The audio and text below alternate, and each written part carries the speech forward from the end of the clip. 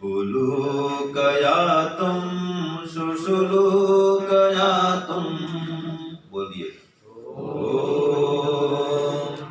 उलूकयातुं शुशुलूकयातुं, जहि स्वयातुं तपोकयातुं, जहि स्वयातुं तपोकयातुं, सुपर्णयातुं उतग्रेध्रयातुं,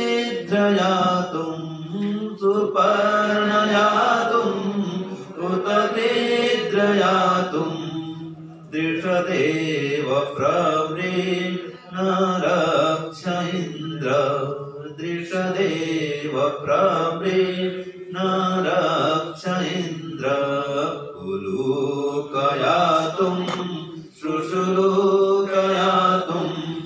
जहि स्वयातुं उतकोकयातुं, सुपर्णयातुं उतग्रेध्रयातुं, दृषदेव प्रवृणरक्ष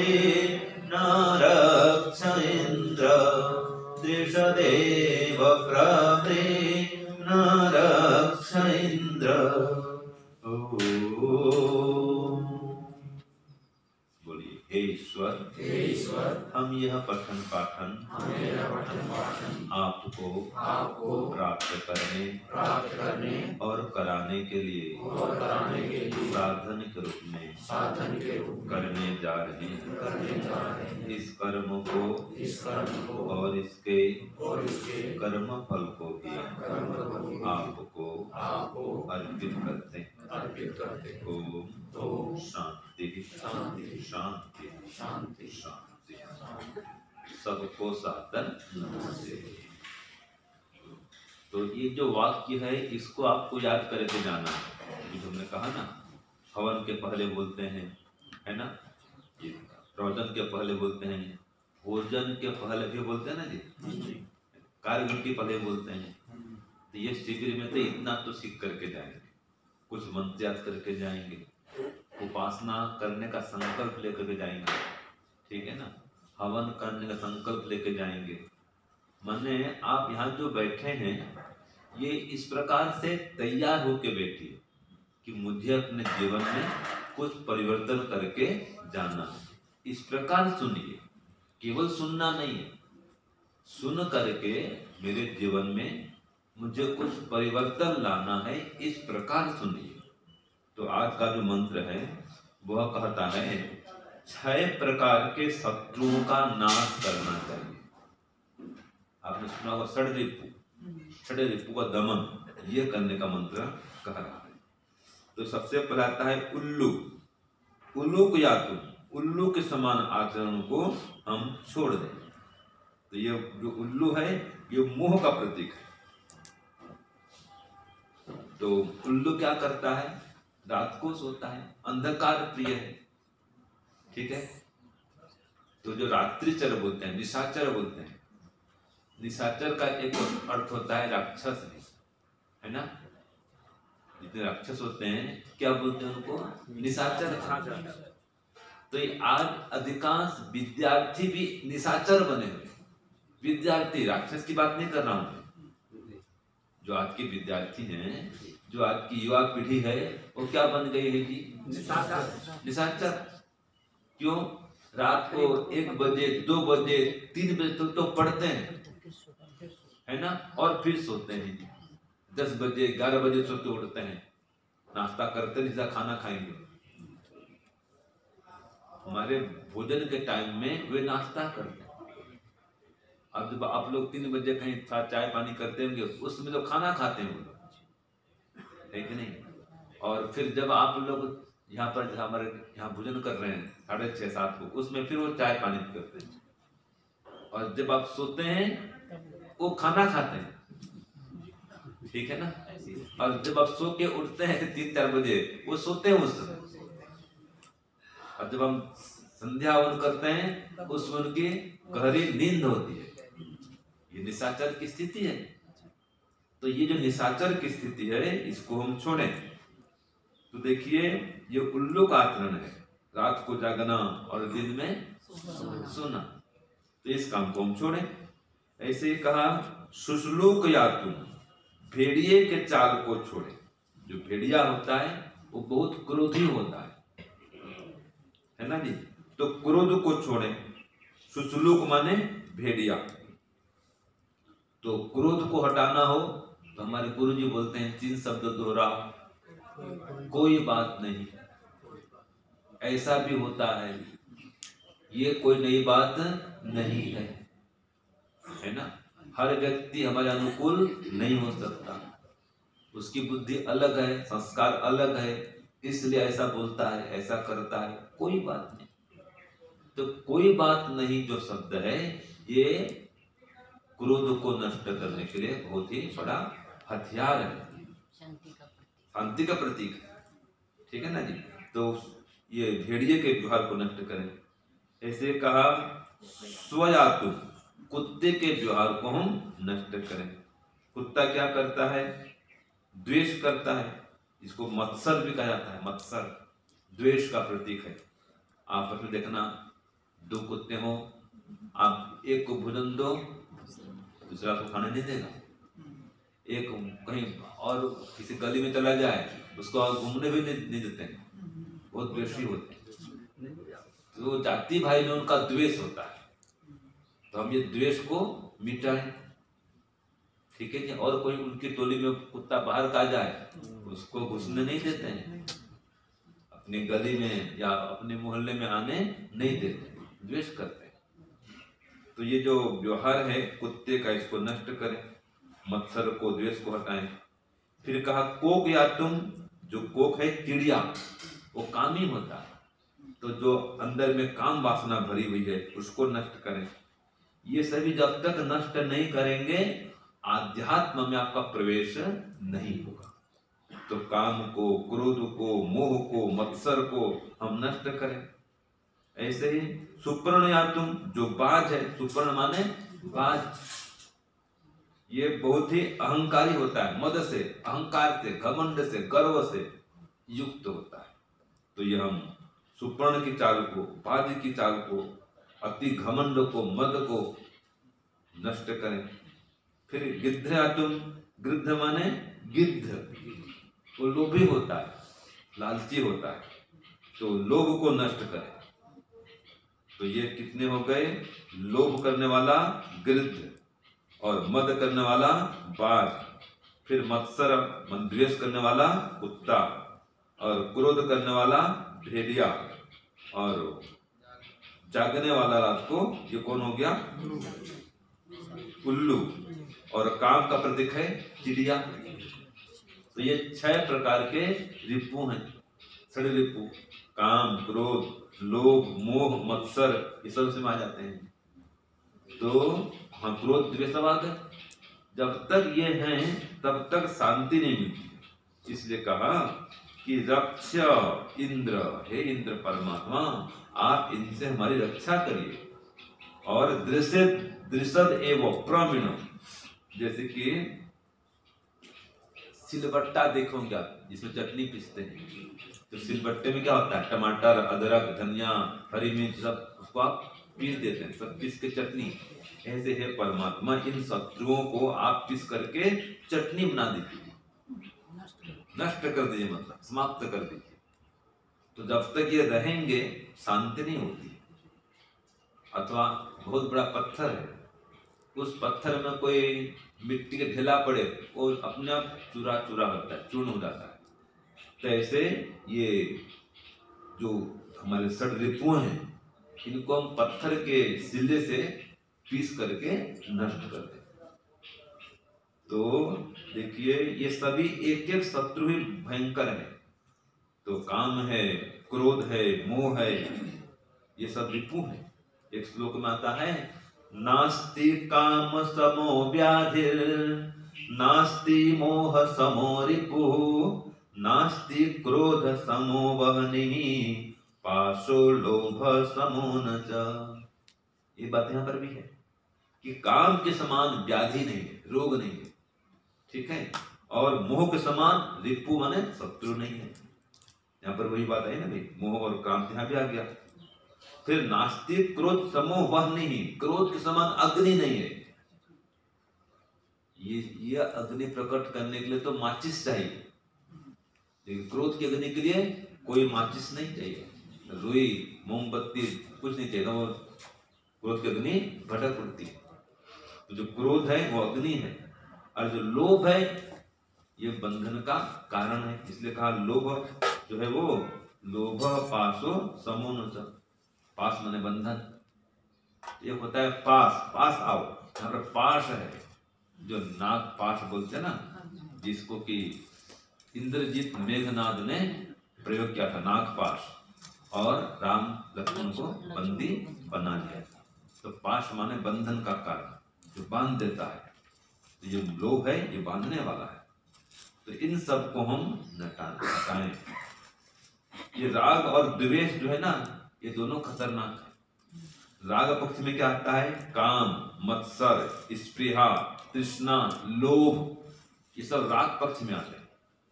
अभी जो हमने पढ़ा ना, इसमें लोभ भी है और मत्सर भी है, काम भी है, ये सब किस में आते हैं? राग पक्ष में आते हैं। और द्वेष पक्ष में क्या क्या आते हैं? क्रोध, ठीक है, और ईर्ष्या, असूया, द्वेष, द्रोह, अमर्ष, ये द्वेष पक्ष में आते हैं। द्वेष नेगेटिव पक्ष है। राग और द्वेष दोनों ही भयंकर है, और उपासना काल में ये दोनों परेशान करते हैं, दोनों तंग करते हैं। इनमें से एक भी रहा तो चित्त वृत्ति स्थिर नहीं कर पाते आप। दोनों याद आएंगे आपको। जैसे कि ध्यान करने बैठे हैं, आपने जप किया ओम भूर्भुवः स्वः, ये जप चल रहा है, फिर बीच में क्या आएगा? ये व्यक्ति बहुत खराब है, ध्यान करने बैठे हैं, जिसमें देश है इसको याद करते हैं, इसकी गलती थी, इसने झगड़ा किया था, बहुत दुख देता है, बहुत दुष्ट है, मुझे परेशान कर रखा है ना। ये ध्यान करने बैठे हैं, वही आ जाएगा। अथवा ओम भूर्भुवः, मेरा बेटा कितना अच्छा है, पता नहीं क्या करता होगा, अभी भोजन क्या होगा नहीं क्या होगा। ध्यान करने बैठे हैं, पता नहीं स्कूल से आया होगा नहीं आया होगा, पता नहीं पढ़ता होगा नहीं पढ़ता होगा, ठीक से रात को सोता होगा जल्दी, या पता नहीं रात भर मोबाइल देखता होगा। अब शिविर में बैठे हैं और बेटे की चिंता कर रहे हैं, क्यों? बेटे में राग। तो जहां राग है व्यक्ति उसको याद करता है, और जहां द्वेष है उसको भी याद करेगा। इस मंत्र में राग पक्ष वाले और द्वेष पक्ष वाले दोनों दोषों का वर्णन है। और जहां पर राग द्वेष की परंपरा चलती है तभी सृष्टि में आना जाना होता है। ये सांख्य दर्शन में सूत्र है, राग विरागयोर योगः सृष्टि। जहां पर राग और द्वेष की परंपरा चलती है उसका नाम तो संसार है, ये सृष्टि है। तो जब तक राग और द्वेष आप बना के रखेंगे, संसार में जाना आना आपका बना रहेगा। तो राग और द्वेष दोनों को हटाएं, दोनों को नष्ट करें। इसके लिए संकल्प करें, बिना संकल्प के तो होगा नहीं। ठीक है, व्रत लेवे, प्रतिज्ञा लेवे, तो आपको व्रत भी देंगे, संकल्प भी कराएंगे, व्रत भी दिलाएंगे। एक प्रकार से यहाँ पर आने के बाद में आपका ब्रेन वॉश हो जाना चाहिए। कैसा ब्रेन वॉश? कि जो भौतिक भोग मार्ग है, भोग विलास का मार्ग है, वो ठीक नहीं है, ये आध्यात्मिक मार्ग ही ठीक है। अगर ये आपका ब्रेन वॉश हो गया तो शिविर में आना आपका सफल हो गया, सार्थक हो गया। और यहाँ आने के बाद भी फिर घर गए, फिर वही शॉपिंग में जाओ, मॉल में जाओ, फिर वही होटल में घूमो, और वो कौन होता है पानी पूरी वाला ठेला, वहां जाओ, ये ठीक नहीं। खाना भी घर में बना के खाओ, ठीक है। और ज्यादा नहीं बना पाए तो घर में लाकर भले खा सकते हो, फिर वो रेकड़ी में वो कुछ ऐसे जगह में खड़े होकर खाना नहीं खाना, ठीक है। ये पिज्जा बर्गर घर में भी नहीं चलना चाहिए। घर में केक न काटे, मोमबत्ती न बुझाएं जन्म दिवस के अवसर पर। शुद्ध आध्यात्मिक व्यवहार, आध्यात्मिक जीवन, आध्यात्मिक खान पान, आध्यात्मिक रहन सहन ये होना चाहिए। माने घर में रहते हुए भी आपकी दिनचर्या ये शिविर की होनी चाहिए। ये जो शिविर चल रहा है ना जी, ये मिनी गुरुकुल है। वही हम साल भर ऐसे ही चलते हैं। सुबह 4 बजे उठना, उठकर मंत्र पाठ करना, फिर ध्यान करना, हवन करना, वेद स्वाध्याय, वेद पाठ, फिर कक्षा, शाम को फिर ध्यान, फिर भ्रमण, फिर आत्मनिरीक्षण, फिर मंत्र पाठ, फिर संयम। ये साल भर का हमारा काम है जो आप अभी शिविर में कर रहे हैं। ऐसा ही हमारा चलता है, ऐसे ही चलना चाहिए। जब सोएंगे तो रात को मंत्र पढ़ करके सोए। यज्जाग्रतो दूर मुदयति। अपने बच्चों को सिखाएं, ये मंत्र याद कराएं। हाँ, जब उठते हैं तो प्रातरग्नि मंत्र इसका पाठ करें। भोजन करते हैं तो अन्न पते अन्न संतोहि, ये मंत्र पाठ करें। भोजन समाप्ति मंत्र बोलें, है ना। जब पढ़ने बैठते हैं, स्वाध्याय करते हैं तो ओम सहना भवतु मंत्र बोलें। वो भी नहीं है तो गायत्री मंत्र बोलें। तो आपका जो जीवन है वो मंत्रमय हो जाना चाहिए, ईश्वर भक्तिमय आपका जीवन होना चाहिए। कोशिश जारी है। हाँ, तो हम जो ध्यान करते हैं, उपासना करते हैं, इसमें सफलता तभी मिलेगी जब आपका व्यवहार काल भी बढ़िया हो। मैं बार बार कहता हूं ना कि व्यवहार काल में यह नियम का पालन करना ये अनिवार्य है। फिर उपासना काल में आसन, प्राणायाम, प्रत्याहार, ध्यान, ध्यान, फिर समाधि की ओर बढ़ पाए। अगर ऐसा प्रयोग नहीं कर रहे हैं, व्यवहार काल यम नियम का प्रयोग नहीं कर रहे हैं, आप कितना ध्यान करते रहो, सफलता नहीं मिलेगी। क्योंकि ध्यान की सफलता या समाधि की प्राप्ति तभी होती है जब परमात्मा कृपा करते हैं। और परमात्मा कृपा कब करते हैं? जब आप में पात्रता होती है, जब आपका अंतःकरण पवित्र होता है। तो अंतःकरण को पवित्र कर दिए। ऐसा न लगे खुद को भाई मैं क्या बोलता हूँ और क्या करता हूँ, कहाँ शिविर में आता हूँ और घर जाकर कैसा व्यवहार करता हूँ। खुद को बोध हो जाता है कि मैं जो कहता हूँ और करता हूँ ये कथनी और करनी में भिन्नता है। जब तक ये भिन्नता रहेगी समाधि लगने वाली नहीं है। ये मुख्य कारण है। आप इसके लिए मैं बार बार कहता हूँ असत्तमा सद्गमय, इसका जप ही नहीं करते हैं लोग। जब असत्य से छूटने के लिए कोई संकल्प नहीं है, ईश्वर से प्रार्थना नहीं है, तो कैसे असत्य व्यवहार को नष्ट करेंगे भाई? मेडिटेशन मंडली करते हैं, लेकिन दुनिया की बात कर रहा हूँ मैं। तमसुमा ज्योतिर्गमय लोग कितने लोग बोलते हो बताओ? वो अविद्या तो मूल है। तस्य हेतु अविद्या, ये जन्म और मरण कारण क्या है? अविद्या है। अब उसको हटाने के लिए प्रार्थना नहीं है कोई। जब प्रार्थना नहीं है तो पुरुषार्थ भी नहीं है। फिर मृत्यु अमृतम गमय, हे परमात्मा मुझे मृत्यु के दुख से छुड़ाओ, मोक्ष पद को प्रदान करो। ये जीवन का लक्ष्य है। अब ये प्रार्थना नहीं है, मतलब लक्ष्य को भूल के रखें आप, है कि नहीं है? ओम आनंद ये सामान्य सा है, ये प्राइमरी क्लास के लिए बढ़िया और अंतिम तक चलेगा। ये मृत्युर्मा अमृतम गमय, जीवन भर जब तक मोक्ष न हो जाए बोलना ही पड़ेगा, और बोलते हुए पुरुषार्थ भी करना पड़ेगा। और फिर ओम आनंद चलते फिरते जप करते रहो, हे ईश्वर आप आनंद स्वरूप हैं, मुझे आनंद दीजिए। जितना जप बढ़ेगा आपका, आप परमात्मा के आनंद में मग्न रहेंगे। तो बिना जप के, बिना तप के, बिना व्रत के, जप तप और व्रत ये तीनों जब तक नहीं होगा जीवन सफल होने वाला नहीं है। इन सब रूपों को आप नष्ट नहीं कर सकते। ठीक है, ये पशुता है। जो 6 चीजें बता दी ना, ये क्या है? पशुता। पशुता माने नग्नता। पशु पक्षी क्या वस्त्र पहनते हैं जी? कोई मर्यादा उनकी होती है वस्त्र की? कहीं सो जाएंगे, कभी भी खा लेंगे, कुछ भी कर लेंगे। हमारे अंदर क्या है? मर्यादा है। एक लोक लाज का, शर्म का, भय का वातावरण है परिवार में, समाज में। आप कहीं भी कुछ भी नहीं कर सकते। अगर करेंगे पुलिस पकड़ लेगी।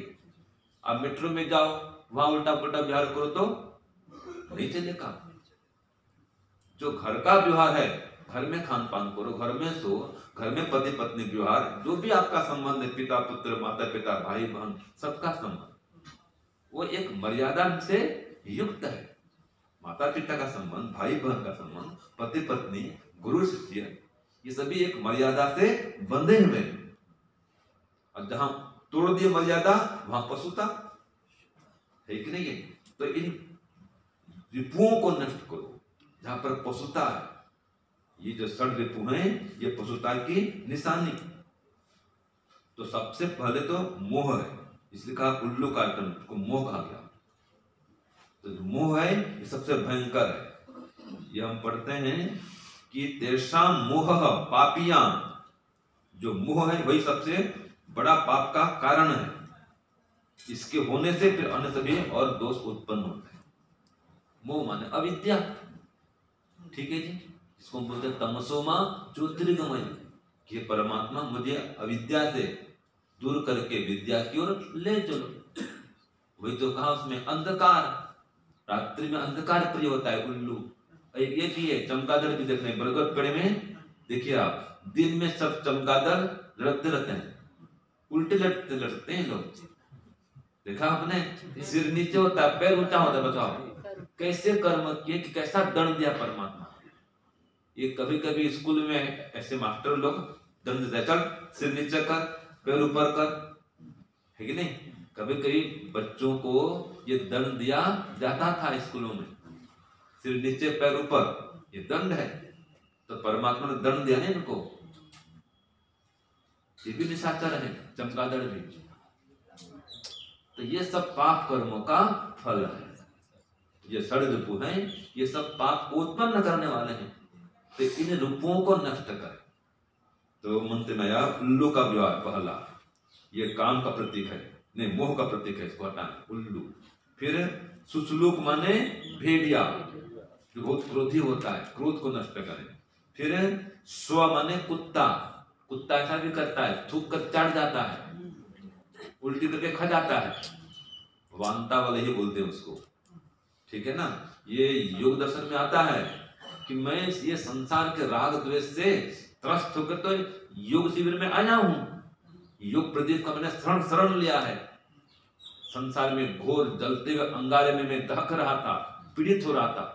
तो संसार के राग से, द्वेष से, ये दहकते हुए अंगारे से बचने के लिए तो योग के शरण में आया, योग शिविर में आया। और यहाँ पर आकर के फिर वही काम, शिविर में आकर वही काम करे, यहाँ से जाकर फिर वही काम करे, तो क्या फायदा हुआ भाई? वो कुत्ते वाले व्यवहार, सुधरने आए थे और कुछ सुधार नहीं, फिर घर गए, फिर वही काम। तो ये कुत्ते के व्यवहार को हम नष्ट करें। फिर कोक या तुम चिड़िए के व्यवहार को नष्ट करें, काम को नष्ट करें, काम वासना नष्ट करें। और सुप्रण या तुम, सुप्रण मन क्या पढ़े थे? बाज, जो अपने अंदर अहंकार है। ये घर में झगड़ा क्यों होता है? ये पति पत्नी में तलाक क्यों होता है? अहम, ईगो बोलते हैं आजकल, ईगो। ये तो है सुप्रण यातु, बाज की चाल, बहुत घमंडी होता है। तो आजकल की बेटियां भी पढ़ लिख कर नौकरी करती हैं, पति भी नौकरी करता है, पत्नी भी नौकरी, मैं कम थोड़ा हूं, मैं क्यों दबूं? घमंड आ गया जी।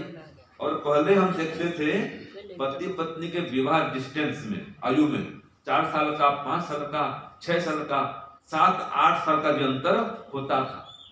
पतिदेव 8 साल भी बड़े होते थे। और आजकल डिस्टेंस नहीं रहा इतना, 1 साल 2 साल, अधिकांश तो समान वयस्क में विवाह करते हैं। हाँ, कोई बड़ी भी हो जाती है तो वो झुकती नहीं है, फिर वो समान हो गए, मित्रवत व्यवहार करते हैं। तो मित्रवत व्यवहार तो होना चाहिए, लेकिन ईगो नहीं होना चाहिए। दोनों मित्र तो इसमें कोई मना नहीं है, फिर भी जो पत्नी है पति से छोटी है, उसका पद छोटा है शास्त्र के अनुसार, पति देव है। हाँ, पति भी देवी, पत्नी भी देवी है, मना नहीं है, दोनों देवी देवता समान रहे, तो एक दूसरे का सम्मान करें।